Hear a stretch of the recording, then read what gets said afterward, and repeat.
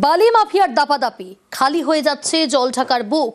অভিযোগ, ধূপগুড়িতে রাত বাড়লেই শুরু অবাধে বালি লুট।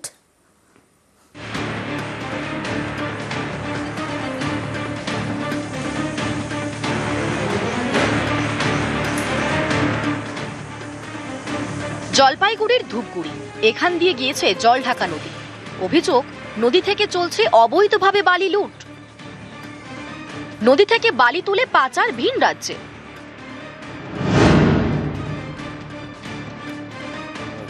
নদীর বুকে ডাম্পার নামিয়ে বালি লুট। অভিযোগ, রাত বাড়লেই বাড়ে বালি মাফিয়ার দাপাদাপি।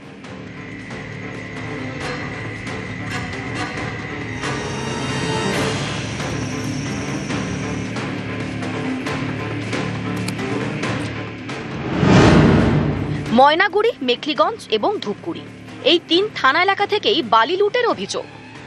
7টা-8টার সময় বড় বড় চেনওয়ালা ডাবুওয়ালা যে গাড়িগুলো আছে ওইলা নদীর উপরত আসিয়া অবৈধভাবে বালু তুলিয়া 150-200 ডাম্পার রদ করিয়া বানটার উপর দিয়া যায়।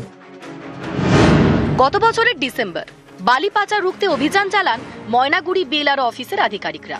তাদের ওপর হামলা চালায় বালি পাচারকারীরা। স্থানীয়দের দাবি, এই ঘটনার পরও কেউ গ্রেফতার হয়নি। শুধু দিন 15 বন্ধ ছিল বালি চুরি। স্থানীয়দের আশঙ্কা, এভাবে বালি তোলায় নদীর গতিপথ বদলে যাচ্ছে। নদী ভাঙনের সম্ভাবনাও বাড়ছে।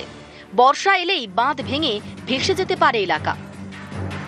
আমরা কি করিম, সারা রাতি 3-4 খান গাড়ি ধরি বেড়ায়, মস্তান ধরি বেড়ায়। কয়েকদিন আগত একটা দাদা কবার গেছে বা বস্তার ঢুকিতেছে। এলা পুলিশ বান ডিপার্টমেন্ট আমার চোখের সামনে এলা কাজ আছে, আমরা দেখি না। এটি বন্যা হয়েছে জলঢাকাত, ওটা কিছু কিছু অনেক লোক ভাসি গেছে। এই পরিস্থিতি যদি আমার গ্রাম মতো হয় তা আমরা কি করিম?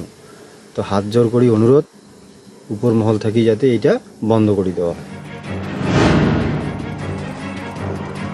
তৃণমূল নেতাদের মদতে, পুলিশ প্রশাসনের নিষ্ক্রিয়তায় দেদারভাবে যেখানে সরকারি খাদান নয় সেখানেও বালি তোলা হচ্ছে এবং রাত্রি 9টা থেকে ভোর পর্যন্ত এইভাবে বালি তুলে অবৈধভাবে সেটাকে কারচুপি করে বাইরে পাচার করে দেওয়া হচ্ছে এবং তৃণমূল কংগ্রেস এইভাবে সরকারি সম্পত্তি বিনষ্ট করছে। যারা অবৈধ কাজ করে সেটা কোনো দলের হয় না। অবৈধ কাজ যারাই যুক্ত থাকে প্রশাসন কঠোর পদক্ষেপ নেবে।